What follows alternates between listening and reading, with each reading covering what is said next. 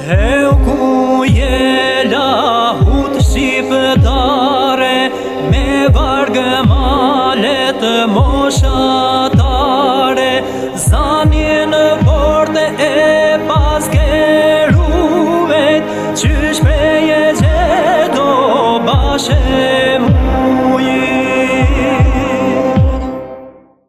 Batalionin Alidemi në Çamëri dhe batalionin Çamëria në Shqipëri. Ashtu siç më vjen të kujtoj që mas qetës Pezës, qeta e dytë partizane është qeta e Aki Rushitit në Konispol. Qeta e dytë partizane. Këtu ka një histori shumë interesante. Çamët rreshtohen në të dy krahët të kufirit me batalione partizane. Në Konispol ishin çam të ardhur nga... Jo, janë vendalit. Konispoli është pjesë, pra Çamëria vazhdon nga Arta deri në... Si popullsi ishte autoktone. Autoktone, edhe sot e kësaj dite janë autoktone. Po. Po ishin në pjesën shqiptare dhe u rreshtuan me luftën antifashiste nacionale shqiptare dhe qeta e dytë partizane në Shqipëri mas Pezës është ajo e Kuryshitit në 43. Po. Ndërkohë ishin dhe me batalionet partizane në Greqi. Por vim dhe jemi në konferencën e Teheranit, e cila ishte pararencia e Jaltës, e cila vendosi që Greqia të ishte në influencën britanike. Jalta e konkretizoi dhe mbylli këtë gjë, kurse Bullgaria, Rumania, Polonia, gjysma e Gjermanisë e tjerë u lanë në influencën ruse. Ai i famshmi lapsi ku që blui Stalinit, që themi ne harroi Shqipërinë, jo nuk e harroi. E la 50-50 si Jugoslavia. Dhe prandaj deshte Tito ta bënte Republikën e Shtatë, po në këtë moment partizanët shqiptar internacionalist na bëjnë marrëveshjen e fashtme të Valkizës me partizanët grek, ku vendosen që çështjen e shqiptarëve do të trajtonin pas lufte. Unë kam pas gjithmonë një gjë të paqartë në këtë histori.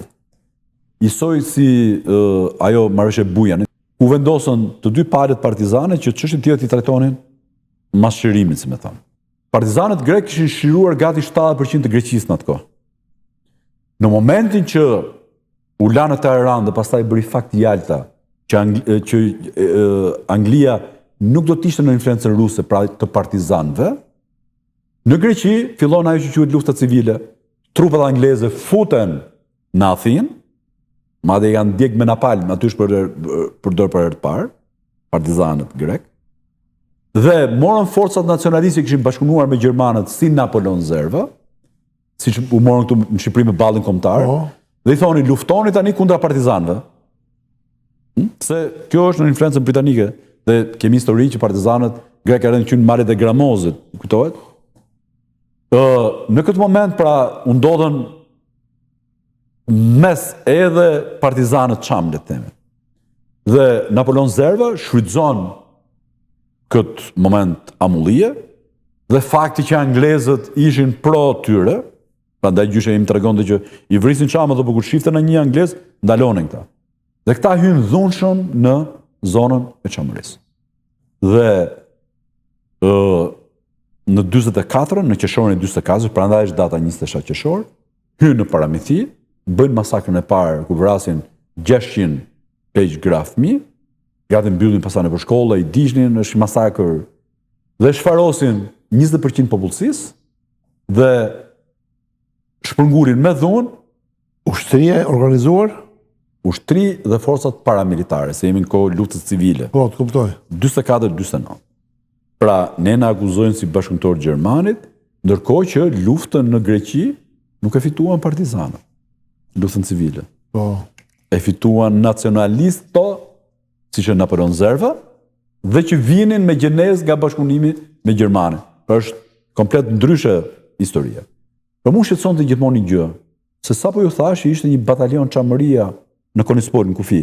Dhe thoja gjithmonë me vete, po mirë, sa atëherë nuk ishte kufi edhe si sot, ë? Po, absolut. Se këta nuk i dolën këto partizanët çam të Konispolit, nuk i dolën në mbrojtje çamëve që po vriteshin. Pra të hynin aty brenda dhe dishin përpara Napoleon Zervës, trupat e tyre. Shumë interesant. Gjej një shkres që qarkori i Vlorës, ka qenë Nysni Kapo. Ku gjetet shkresën? E kam unë, në arkivët e shtetit. Arkiv shqiptar. Po. kam hulumtuar pothuajse gjithçka për Çamërinë.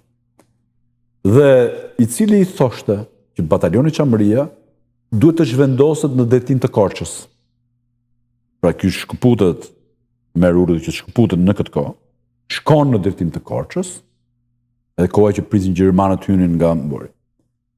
Dhe kur kthehet, në zonën Çamëria kishin ndodhur masakrat, kishin të gjitha këto, batalioni Çamëria e bën pjesë të një batalioni më të madh të Lefter Talos, atë një minoritar. Po kam dëgjuar. Po. Në këtë moment Haki Rushiti rebelohet, hyn në zonën, pra ikën nga forca partizane, ky ishte kryesi i çetës, hyn në zonën e Çamërisë, lufton atje kundër Napoleon Zervës, vjen në territorin shqiptar dhe bashkë me një dinej tjetër të famshëm e kapin partizanët dhe e varin në sheshin e Delvinës, në rrapin e Delvinës. Çfarë motivacioni? Po sepse ky tani nuk ishte kishte braktis forca partizane dhe ishte këtu nacionalist. Pra i luftoi me Grekun, çetën e ktheu atje për luftu kundër Napoleon Zervës, mas në momentin ata ishin më të fuqishëm dhe vjen në territorin shqiptar. E tregoj këtë gjë se i kompleksuar nga kjo punë e bashkëpunëtorëve, unë kam harruar, bëj këtu autokritik, le të themi, e kam bërë publike në Tiranë. Sepse ne kemi harruar gjatë gjithë kësaj kohe, le të themi ose kemi lënë pak më njanë, bashkë me shoqatën Çamëria, për të ngritur dhe për të vlerësuar ca familje të mëdha çame, që kanë qenë edhe pjesë të në Vlorë, në pavarësinë dhe janë firmëtar, Rushiti, Takajt, Regjoplaku, gjithë këta familjet e mëdha çame. Dhe ky kur i kanë vënë litarin, partizanët, ka thënë, prap jam i lumtur që litarin po ma vën vëllezërit e mi shqiptar dhe jo greko. Për këtë pjesë sot. Pra, me këtë duhet të them, duke ardhur në histori që në gjenezë nuk ka pas debat. Që çka ka qenë Çamëria, greko apo shqiptar, e piri.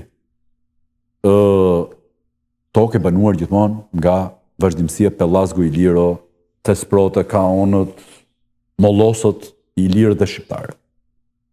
Një zonë që i ka dhënë shumë dhe ka nxjerrë figura të mëdha, nga të kujtoj Hasan Tasinin. Që thirrej enciklopedia lëvizëse perandërisë osmane, sepse fliste 16 gjuhë, ishte astronom, ishte matematicien, ishte filozof, ishte psikolog dhe është i pari nga perandëria osmane kur u hapën me perëndimin, i cili ka mbaruar Sorbonën në moshën 50 vjeç.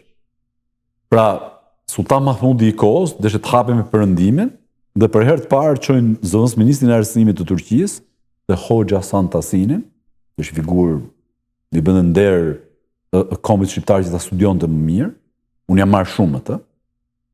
Dhe ky shkon në moshën 50 vjeç dhe çon në shkollë, mbaronte Sorbonën, bën një vit gjuhën dhe mbaron dhe Sorbonën për shkencat natyrore, mbaron dhe për shkencat juridike duke e lidhur pastaj me jurisprudencën islame me fikun.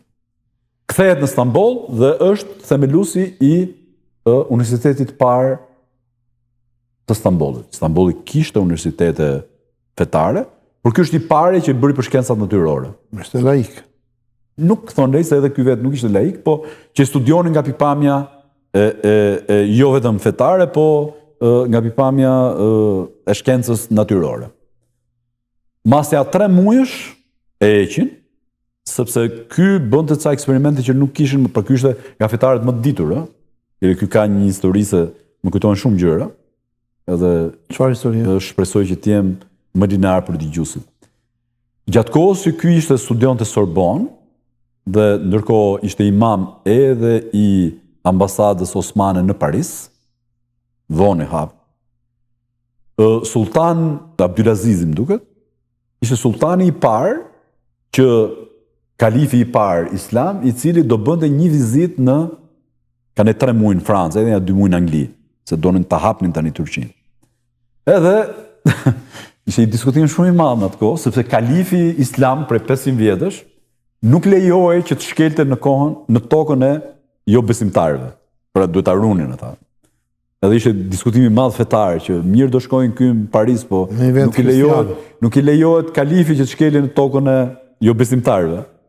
Edhe mblidhen këto ulemat dhe japin drejtim kësaj duke thënë që po mirë, ke këpucët, po i fusim dhe nga Turqia. është vërtet është kështu. Edhe ja mbushën sultanit me dhe këpucët, edhe sultani tani eci vërdall, po si duke këpucët i vinin 1 kile, edhe në darkë të shi është ojtë kombët të ishte 1 kile me dhe që e kështu vu këta fetarë. Edhe takon e thret Hoxha Santasinin, Hoxhë është mësus, Tasin është indriquar. Pra, këto janë titujt e këti. Emri vërtet si ishte? Hasan. Pra, Hasan Tasimi. Hoxha i thonë dhe sot e këse ditë ata profesorëve. Tasin e kanë shumë pak, së është ndriquar. Po mbi emrin si ka pasur? Po gjithmonë me Hoxha, se kanë qenë fetar dhe mësus. Për shembull, babai i Hasan Tasinit ka qenë mësusi i bushatlive. Tasimi është që ka është titull. Oh. Babai i Hasan Tasinit ka qenë në oborrin e bushatlive dhe mësonte fëmijët e bushatlive. Atëherë kështu ka qenë organizuar. S'kishte shkolla, po dietari më i madh, sultani apo këto mbrenin kush është më i ditur edhe i mësim. Edhe e thret Hoxh Hasan emri, Tasin, dhe i thot sultani, thotë, si t'ja bëj se më bër komët kaq sot nga kjo histori. Ky e dëgjon dhe i thot. Kujtë. I gjithë krijimi është i Zotit. Qiet, toka, 7 qiet, toka, univers. Pra dhe kjo toka që do shkelesh ti, Zoti ka kriju. Por Zoti thot, na ka thënë që ne, dhe ngish në ke koka, duhet hecim, thot, me këmbët në tokë, dhe jo me tokën në këmbë. Dhe atëherë bindë dhe, a i heqë ato dheun, se ta, edhe kjo toka që do shkelesh e Zotit është, edhe ka qenë figur shumë e madhë. Masi e përjashtojnë nga shkolla, ngrejen këta, se ky bëri një eksperiment për të regu që ka atmosferë dhe ajër, merr një plumb, e fut në një kështu si e në qelë, që i heqë ajrin dhe plumbin ngordi. Dhe unë ngretëm gjithë këta tani, se ishte xhelozi e madhe, ishte i vetmi që kishte studiu ke kaurri, le të themi, ke frëngës i thonë. Pra ke jo në përëndës. Edhe, thoshin, ky po na sjell tani këto të këtyre jo besimtarëve, se më thënë si histori. Edhe ngredh ulemat e këta dietarë dhe e heqin këtë nga shkolla. Dhe ky zbret 500 metra më poshtë dhe hap Akademinë Shqiptare. Dhe Hasan Tasini është profesori i pothuajse gjithë plejadës së rilindasve. Është profesori i Sami Frashit, Abdil Frashrit, Vaso Pashës, e shumë rilindasve. Ky është mësuesi i parë.